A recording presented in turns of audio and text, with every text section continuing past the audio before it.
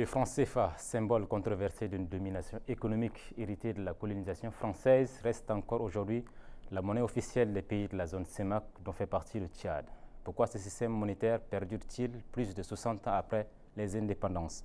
Quels sont les enjeux réels pour la souveraineté économique de l'Afrique et plus particulièrement du Tchad?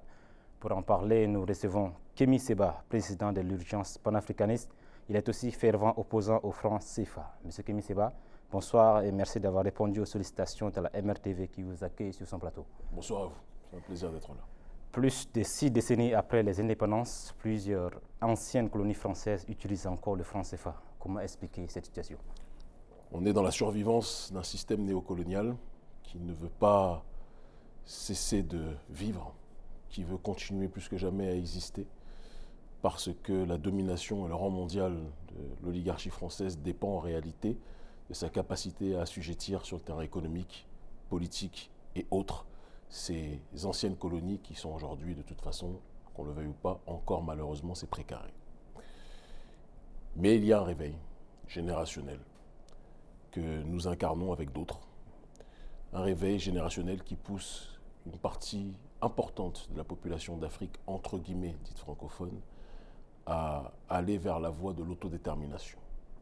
Notre ONG Urgence panafricaniste a été la structure qui a plus que jamais revitalisé la question de la souveraineté monétaire au XXIe siècle, en organisant dès 2016-2017 des mobilisations contre le franc CFA, pour la souveraineté monétaire, contre la rupture des accords coloniaux, pour la fin des bases militaires, et par la suite un certain nombre de choses ont pris.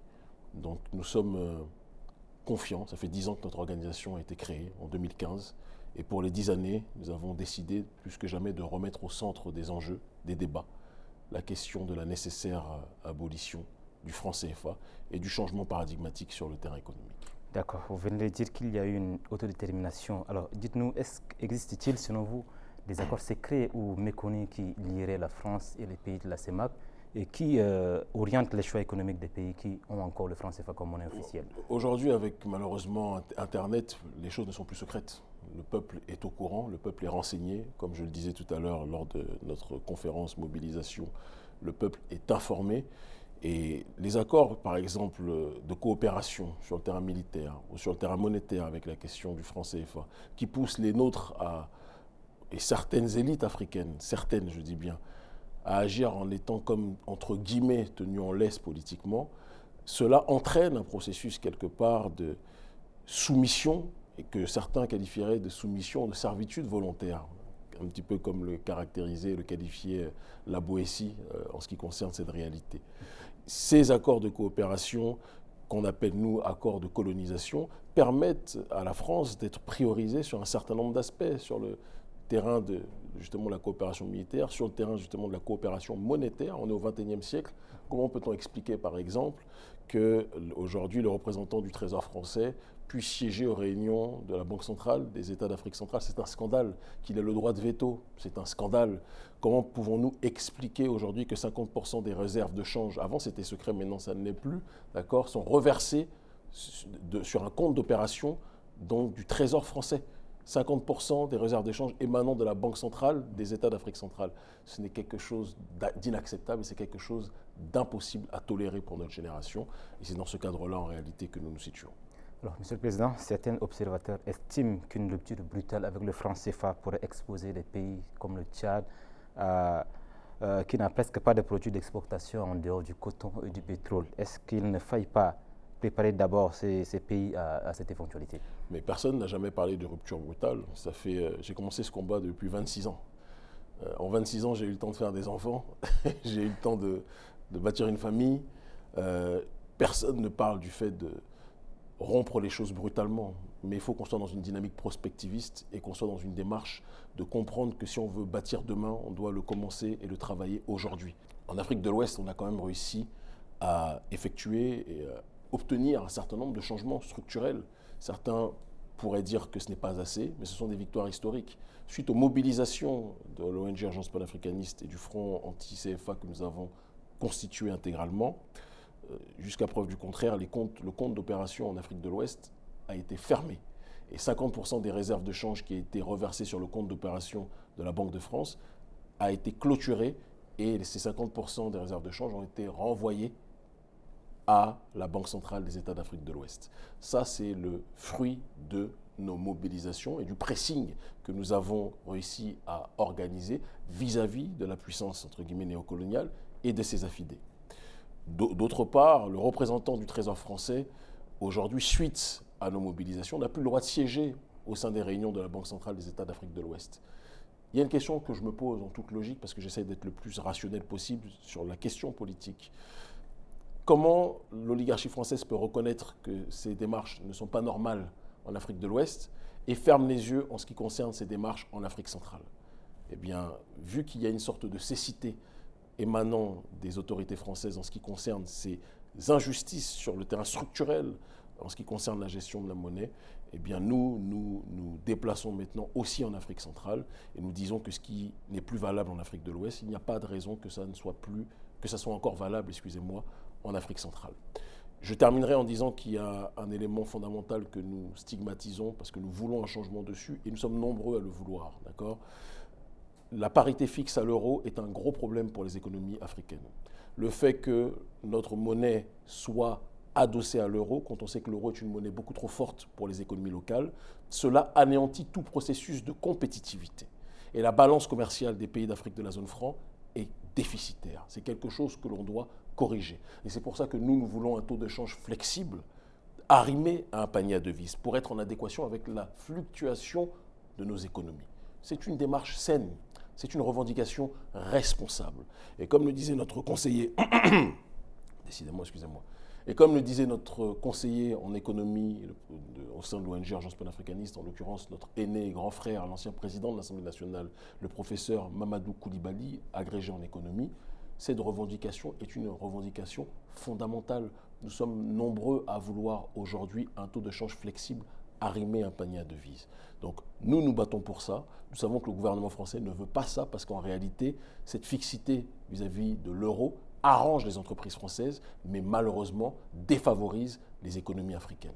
C'est important qu'on puisse le préciser. Justement, le gouvernement français ne veut pas cela, mais grâce à votre pressing, vous venez de dire que vous avez réussi à apporter un changement structurel, mais également, je voudrais souligner un aspect où la France a officiellement entamé également une réforme avec la mise en place de l'éco en Afrique de l'Ouest. Pourquoi cette évolution, on ne la ressent pas en Afrique centrale? Alors déjà, c'est important qu'on précise, la France n'a pas effectué une réforme en ce qui concerne l'éco. La France a fait ce que l'on appelle du piratage économique et industriel en volant le nom de la monnaie éco qui était à la base un projet de la CEDEAO qui date des années 80, qui voulait créer une monnaie commune à taux de change flexible arrimé à un panier à devises. Macron, suite à notre pression populaire, a décidé d'accepter de fermer le compte d'opération, de reverser les 50% de réserves de change à la Banque centrale, mais il a gardé la fixité à l'euro. Et il veut en réalité maquiller le franc CFA. Il a volé le nom ECO. Il a dit, bon, on va créer une nouvelle monnaie. Il l'a fait avec le président Alassane Ouattara et par ailleurs avec son ami Patrice Talon. Il a dit, on va créer une nouvelle monnaie. Mais cette monnaie, c'est comme une sorte de franc CFA déguisé qui, en effet, n'a plus deux aspects de ce que nous critiquions violemment, reconnaissons-le, mais qui a encore cette fixité à l'euro parce qu'il a besoin de cette fixité pour arranger les entreprises françaises. Eh bien, donc ça déjà, c'est important qu'on le dise, que lui-même fait du piratage en ce qui concerne la véritable monnaie éco, telle que voulue par les peuples et par un certain nombre de dirigeants au sein de la CEDEAO. Ça, c'est important qu'on le dise, surtout dans la zone anglophone. L'autre point qui est important, à mon sens, d'être précisé, c'est la disparité qui existe entre l'Afrique centrale et l'Afrique de l'Ouest est explicite et spectaculaire. Il y a en Afrique de l'Ouest, je pense, une vivacité en ce qui concerne la critique et le débat politique qui est réel, alors qu'en Afrique centrale, tout est parasité. Je vous donne un exemple très simple. Nous avons organisé aujourd'hui avec succès, c'est une grande joie, une mobilisation internationale contre le franc CFA et pour la rupture des accords coloniaux. Il y a des pays où la police, est pour ces simples réunions sur le franc CFA, la police est venue, d'accord, et a interdit les mobilisations. Au Cameroun, du président Paul Biya, la conférence sur le franc CFA a été interdite alors que c'était dans un lieu privé, dans un restaurant, et ils ont évoqué le motif saugrenu de risque de trouble à l'ordre public, alors que c'était dans un lieu privé, et que personne n'allait commettre une quelconque, j'ai envie de dire, infraction.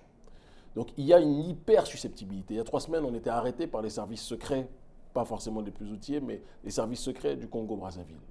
Pourquoi? Parce qu'on faisait une conférence de presse sur le franc CFA. Il y a une panique des oligarchies en Afrique centrale. Je suis très content qu'au Tchad, ici, il n'y ait pas eu de problème. Il faut aussi qu'on puisse le reconnaître quand ça va dans le bon sens.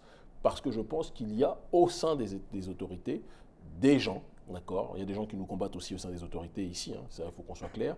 Mais il y a au sein de ces autorités des gens qui comprennent qu'on ne peut pas parler de souveraineté sans aborder la question de la souveraineté monétaire. Alors, je ne vous coupe pas la parole, mais lorsqu'on voit par exemple ces représailles, est-ce que vous pensez que vous allez virer à bout de votre lutte? Il n'y a aucun combat politique qui n'arrivera à destination sans persécution préalable.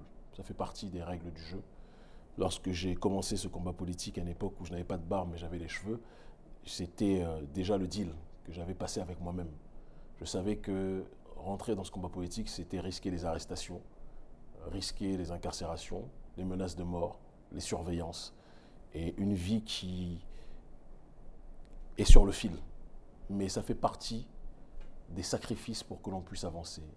Il y a une phrase que disait la mère de mes 2 enfants aînés. Elle disait « Dans sacrifice, il y a sacré ». Celui qui se sacrifie le fait pour une cause transcendantale, pour une cause qui le dépasse. Et le combat que nous menons, ce n'est pas pour nous. Moi, je pourrais très bien faire ma vie de mon côté. J'ai construit mes structures et je pourrais être dans la facilité la plus grande.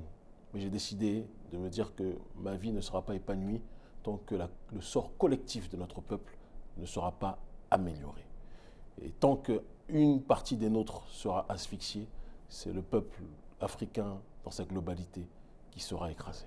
Alors, Président, sur cette question, l'Union africaine semble silencieuse. Comment analyser ce silence-là? L'Union africaine, malheureusement, aujourd'hui, n'est plus que l'ombre d'elle-même. Je pense qu'il faut qu'on le dise. L'Union africaine n'a plus de résonance au sein des populations. Et parce qu'il faut comprendre que l'Union africaine, malheureusement, n'existe que par aussi ses financements. Et quand la quasi-totalité, l'écrasante majorité des financements de l'Union africaine émanent d'entités exogènes et non africaines, vous comprenez que certains sujets liés à notre souveraineté ne peuvent pas être abordés. Et c'est cela qui entache par la suite l'aspect de représentativité de l'Union africaine au sein des masses populaires africaines qui considèrent que c'est une coquille vide, qui n'a plus de poids. Et ce n'est pas faire offense aux responsables de ces structures que de leur dire que s'ils veulent être audibles, il faut qu'ils se mettent à être alignés avec les voix qui sont audibles auprès des peuples africains. Si on ne le fait pas, on ne pourra pas avancer. Alors, une partie de l'opinion africaine reproche à Kémy Séba, Nathalie Yam et également Franklin Yamsi d'être des binationaux ou de la variété et qui vivent souvent en Occident. Est-ce que vous pensez qu'on peut gagner la bataille du panafricanisme en étant chez les Blancs? Déjà, pour commencer, je ne pense pas que ce soit une partie de l'opinion publique africaine. J'aime bien contextualiser. Il y a une partie souvent de pro-occidentaux qui n'ont pas assez d'éléments et d'argumentation pour nous battre sur le terrain du débat critique et qui essayent de chercher des voies de diversion pour discréditer l'interlocuteur. C'est une technique facile en termes de débat quand on n'a pas la capacité de les battre sur le fond des idées.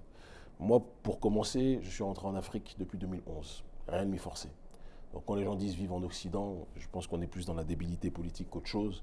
Et généralement, je n'en parle pas parce que répondre à ce genre d'élucubration, ça serait me baisser, me faire et agir d'une telle manière qu'en réalité, je donnerais plus d'importance à des gens qui n'en méritent pas.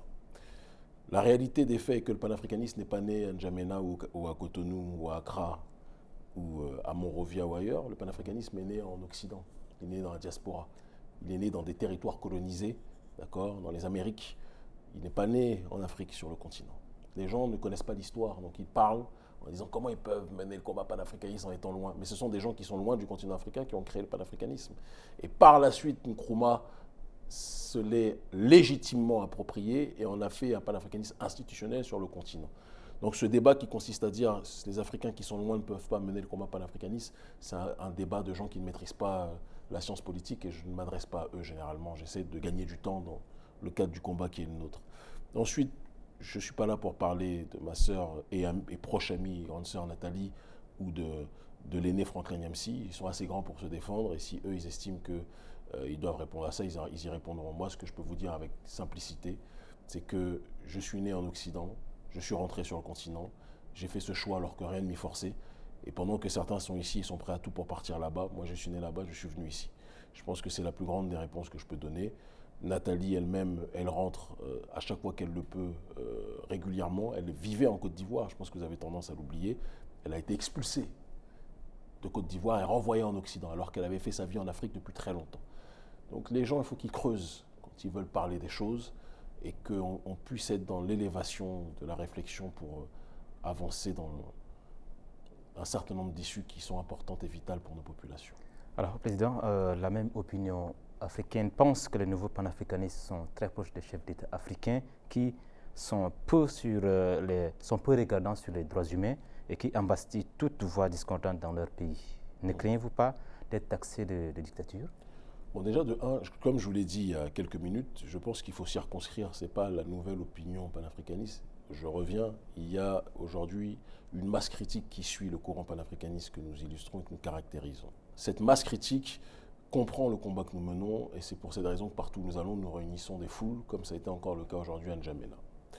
Et comme c'est le cas depuis un certain nombre d'années dans différents pays. Il y a maintenant, en effet, une minorité, à mon sens, de voix critiques très souvent alignées vis-à-vis des intérêts occidentaux, qui, parce qu'ils ne peuvent pas débattre sur la question de souveraineté, veulent essayer d'être dans des sujets périphériques visant à essayer de nous défaire sur certaines positions en disant que comme on est proche de certains dirigeants, cela signifie qu'on n'est pas lié à des questions relatives à la justice sociale ou aux droits humains.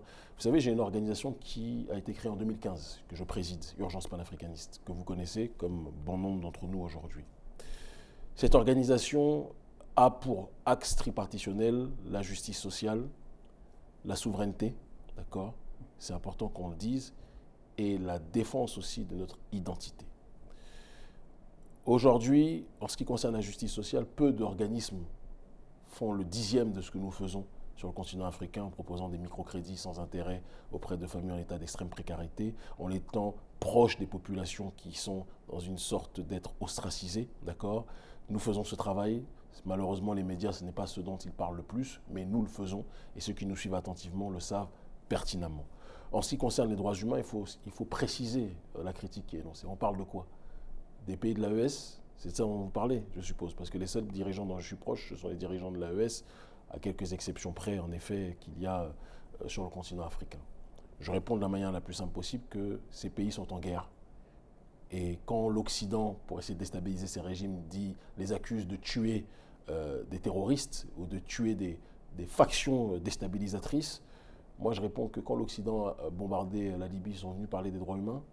Quand l'Occident est venu déstabiliser le Sahel, ils sont venus parler des droits humains.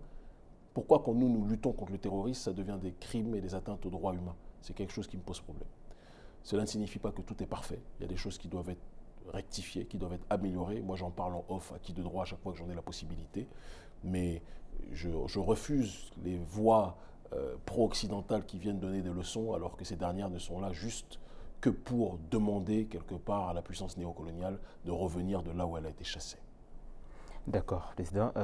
Si vous me permettez, si aujourd'hui l'opposant tchadien Succès Masra vous invite à un dîner, quelle serait votre réponse? Mais je dîne avec tout le monde. Moi, je n'ai aucun problème. Je dîne avec tout le monde qui m'invite.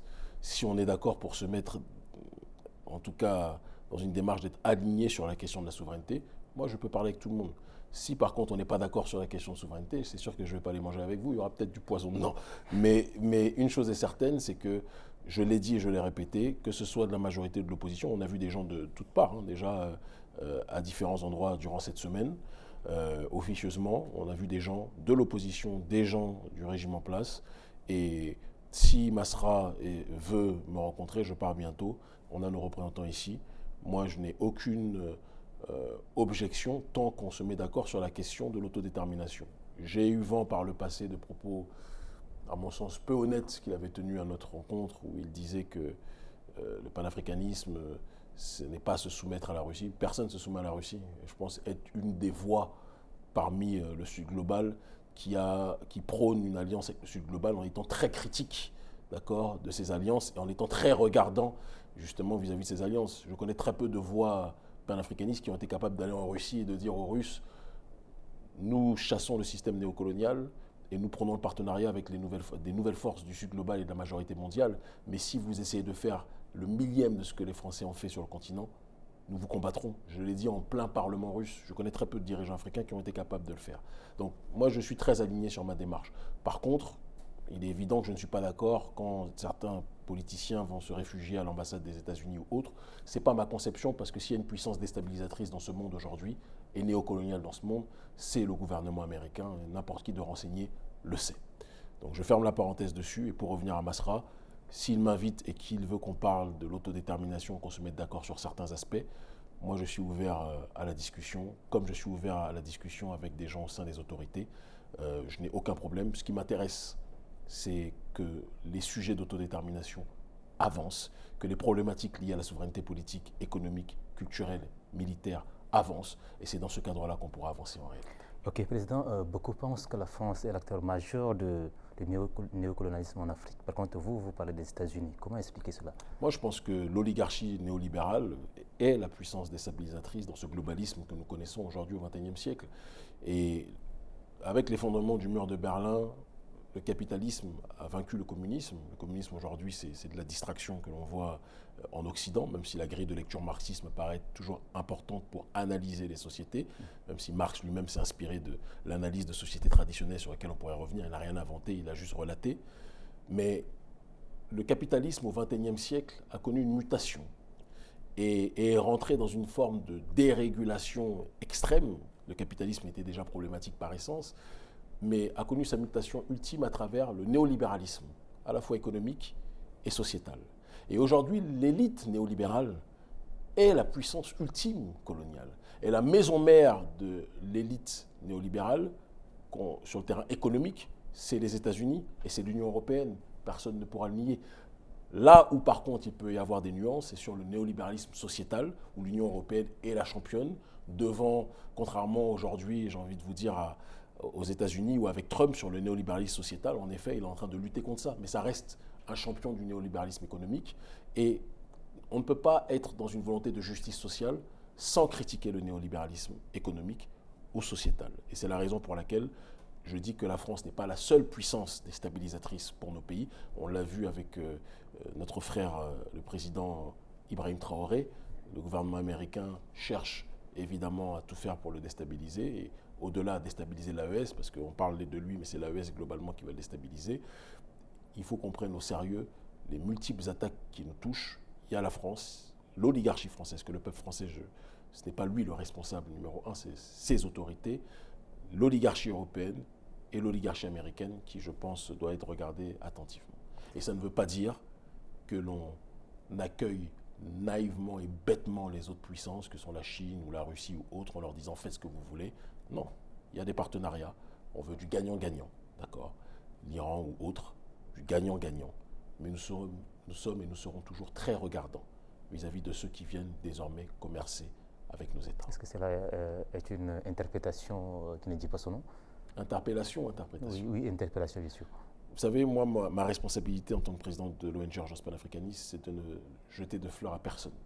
Tout le monde sait que j'ai mes entrées aujourd'hui dans la plupart des pays du Sud global, que notre ONG a été invitée d'honneur en tant que structure observatrice au sommet des BRICS en Afrique du Sud, d'accord? Et que ce soit en Russie, en Iran, au Venezuela, à Cuba, en Turquie, à différents endroits, nous sommes invités et nous avons la possibilité de nous adresser aux autorités. Donc ça, c'est quelque chose qui n'est pas un secret. Pourquoi le font-elles? C'est parce que ces pays savent que le futur de l'Afrique, c'est cette nouvelle jeunesse panafricaniste. Et ils savent aujourd'hui que nous avons une voix qui compte partout en Afrique francophone. Donc, ils pensent nécessaire d'avoir des bonnes relations avec nous. C'est de la diplomatie, c'est de la métadiplomatie, et j'y souscris. Mais avoir des relations positives et de convenance ne signifie pas que nous laissons un blanc-seing ou un noir-seing, puisqu'on est en Afrique, à tous ces pays. Nous sommes très regardants sur ce qui est fait. Et ce n'est pas parce que nous privilégions des partenariats avec le Sud global que nous allons nous taire si nous voyons des exactions commises par ces partenaires et qui sont dans une démarche, pour la plupart du temps en tout cas, d'agir positivement, mais qui parfois peuvent avoir des excès. Au Niger récemment, il y a eu une mauvaise attitude d'entrepreneurs et de chefs d'entreprise chinois, d'accord, sur le territoire nigérien. Les autorités du Niger ont pris leurs responsabilités. C'est ça le panafricanisme au XXIe siècle. C'est un alignement avec nous-mêmes, avec personne d'autre. Et c'est la même chose, la Russie est le partenaire au sein de l'AES, d'accord, qu'on soit clair. Mais à la seconde où la Russie fera quelque chose de négatif, nous le dirons aussi. C'est aussi simple que ça. Et on est très fluide, on est très serein dans la démarche qui est la nôtre parce que nous sommes dans une démarche d'être alignés et nous disons que le seul messie de l'Afrique, c'est l'Afrique elle-même. Ça ne sera ni les États-Unis, ni l'Union européenne, ni la Chine, ni la Russie. D'accord ? C'est l'Afrique en tant que telle. Le seul messie de l'Afrique sera l'Afrique elle-même. Ce serait sur ces notes que nous allons mettre fin à cet entretien. Alors, Président Kémi Séba, merci d'avoir répondu à nos questions, à vous, chers téléspectateurs. Merci d'être restés pour suivre cet entretien. À très bientôt pour un autre numéro. Merci à vous.